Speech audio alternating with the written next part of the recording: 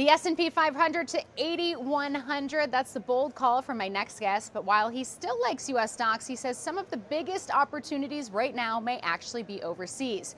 Joining me now with 5 international stock picks is James Demmert, founder and CIO at Main Street Research. James, great to have you on. Good to see you, Caroline. So you still see a path to S&P 8,100 this year, but none of your top picks are actually in the S&P 500. So what does that tell us, James? Yeah, it tells us that we think the S&P goes to 8,100, which used to be a lofty number. I know, not as it's closer than we think, and that tells us if we're leaning into the foreign markets, we think they can actually exceed the performance of the S&P 500. So if investors only own U.S. stocks right now, what are they missing? I think what they're missing, number one, is diversification. Number two, they're missing this amazing opportunity outside the U.S. where stock prices are much more reasonably priced and growth rates are as attractive or even more attractive.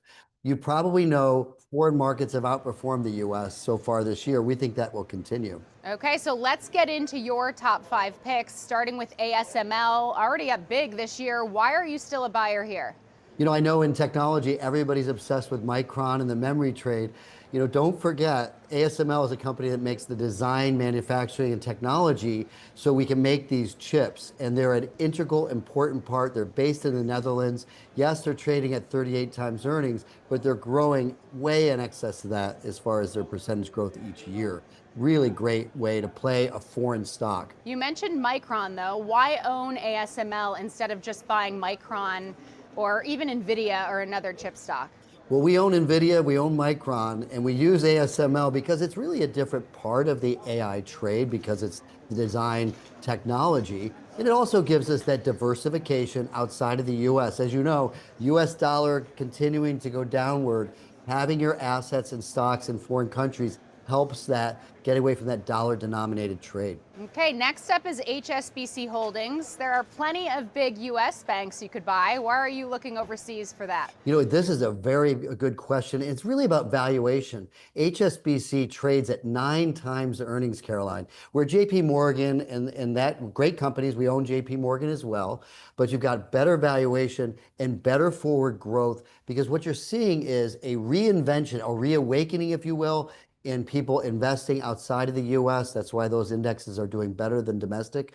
And HSBC is a big part of the indexes overseas, but also as a big investment global bank doing tons of work, not just in the U.S., but in Europe, but also in Asia, where JP Morgan doesn't have as much of a footprint. That being said, though, how should investors be thinking about China risk? Well, I don't know if China is investable, but I do think that you can invest in companies that are safely doing business there. I know that's one of the reasons why NVIDIA is dying to get the door open where they can sell their products into it. So I don't know that Chinese stocks at this time are investable, but companies that do business there or able to do business, I think that makes a lot of sense. Next up on your list, Siemens Energy, ticker symbol SMERY here in the U.S. Why are you a buyer of this one? Up about 40% year to date. Yeah, it's done well this year, and I think it will continue to do well. And let's keep in mind, the world is running out of electricity. AI is eating it up, crypto's eating up in electric vehicles. And so we're trying to figure out how can we increase the supply of electricity. That's exactly what Siemens Energy focuses on. They're helping us build out the electrical grid for the world, not just in where they're based in Germany, but all over the world. And the stock's trading at like 37 times earnings, but it's growing in excess of that. You know what, though, I mentioned how well it's doing year to date. It also has a pretty impressive one-year chart, up over 90%. How should investors be thinking about some of these stocks that have already seen these huge run-ups? Is it too late to get in if you're not already in there? Well, if you're not in yet, I always say wait for a pullback, buy the stock on some weakness, or maybe buy a third of it and kind of wade yourself in. But if you are in the stock, keep in mind, these stocks can be volatile. The whole AI trade can be volatile. But in our view, we're in the 3rd, 4th inning of a 9-inning game when it comes to the AI revolution. So this is the early stages still. And this type of stock performance, if you remember the 90s tech boom, very similar type of trading in the first few years. And that can extend for quite a long time. Okay, next up, BHP Group, up more than 40% year to date as well. Why do you still Like the mining space here. You know, the world needs more copper. The more we build out these data centers, copper is going to be a big part of that. We also think that this is a global expansion that for the economy, and that we're just going to need more materials. And BHP is a wonderful way to play that, based in Australia, trading at 16 times earnings. Again, valuations overseas much more attractive than they are in the U.S. So is this a commodities trade or is it an AI infrastructure trade? It's both. Thank you for asking. That's exactly what it is.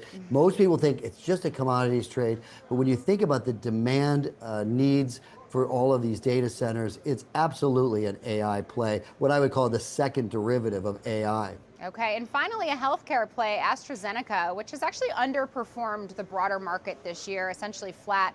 Why buy a lagging healthcare stock? Yeah, this is the little engine that could. We really feel like healthcare has been ignored way too long. And AstraZeneca's got a great pipeline of pharmas and biomedical products. You know, trading at 18 times earnings, growing at about 20+% a year. We think the market is going to come back to these, and we also feel like investors are going to start to lean into healthcare sometime in the back half of this year as they feel like AI starts to be accretive and adding value. So I think this will eventually be an AI play, and we think it's a great way to diversify your portfolio on valuation and also being overseas. Okay, so as you think about value there, and as we think about these top 5 picks overall, is the case for international over U.S. strictly a valuation story right now?